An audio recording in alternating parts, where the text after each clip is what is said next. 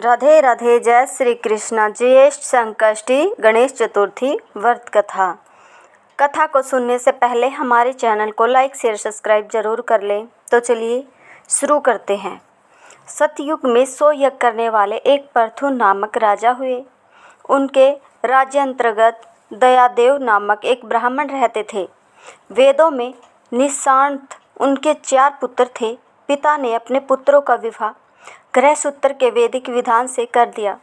उन 4 बहुओं में बड़ी बहू अपनी सास से कहने लगी, हे सासू जी, मैं बचपन से ही संकष्ट नाशक गणेश चतुर्थी का व्रत करती आई हूँ।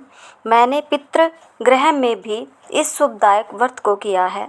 अतः हे कल्याणी, आप मुझे यह व्रतानुष्ठान करने की अनुमति प्रदान करें।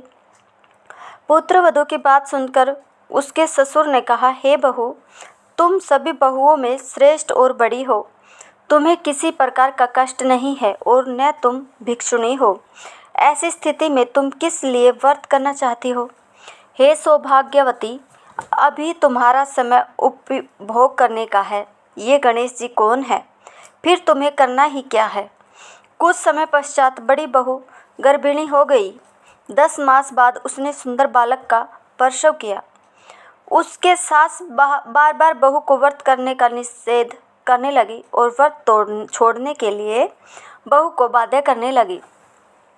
व्रत भंग होने के फलस्वरूप गणेश जी कुछ दिनों में कुपित हो गए और उसके पुत्र के विवाह काल में वर वधू के सुमंगली के समय उसके पुत्र का अपहरण कर लिया। इस अनहोनी घटना से मंडप में खलबली मच गई। सब लोग व्याकुल होकर कहने लगे, लड़का कहाँ गया? किसने अपहरण कर लिया? बारातियों द्वारा ऐसा समाचार पाकर उसकी माता अपने ससुर दयादेव से रो रो कर कहने लगी, हे ससुर जी, आपने मेरे गणेश चतुर्थी व्रत को छुड़वा दिया है, जिसके परिणाम स्वरूप ही मेरा पुत्र गायब हो गया है। अपनी पुत्रवधू के मुख से ऐसी बात सुनकर ब्राह्मण दयादेव बहुत दुखी हुए। साथ ही पुत्रवधू भी दुखित हुई। पति के लिए दुखित पुत्रवधू प्रति मास संकटनाशक गणेश चतुर्थी का व्रत करने लगी। एक समय की बात है कि गणेश जी एक वेद यज्ञ और दुर्लभ ब्राह्मण का रूप धारण करके भिक्षाटन के लिए इस मधुर भाषिणी के घर आए। ब्राह्मण ने कहा कि हे बेटी, मुझे भिक्षा स्वरूप इतना भोजन दो कि मेरी दुख सुधा शांत हो जाए।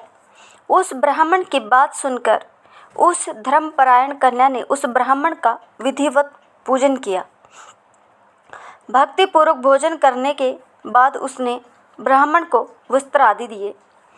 कन्या की सेवा से संतुष्ट होकर ब्राह्मण कहने लगा, हे कल्याणी, अब तुम पर प्रसन्न है, हम तुम पर प्रसन्न है। तुम अपनी इच्छा के अनुकूल मुझसे वर प्राप्त कर लो। मैं ब्राह्मण वेशधारी गणेश हूँ और तुम्हारी प्रीति के कारण आया हूँ। ब्राह्मण की बात सुनकर कन्या हाथ जोड़कर निवेदन करने लगी, हे विघ्नेश्वर, यदि आप प्रसन्न हैं तो मुझे मेरे पति के दर्शन करा दीजिए। कन्या की बात सुनकर गणेश जी ने उससे कहा कि हे सुंदर विचार वाली, जो तुम चाहती हो वही होगा। तुम्हारा पति शीघ्र ही आवेगा। कन्या को इस प्रकार का वरदान देकर गणेश जी वही अंतर्ध्यान हो गए।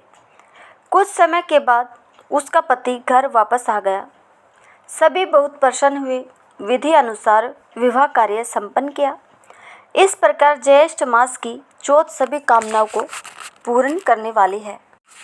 अगर आपको यह कथा पसंद आई हो तो प्लीज़ हमारे चैनल को लाइक शेयर सब्सक्राइब जरूर करें। धन्यवाद।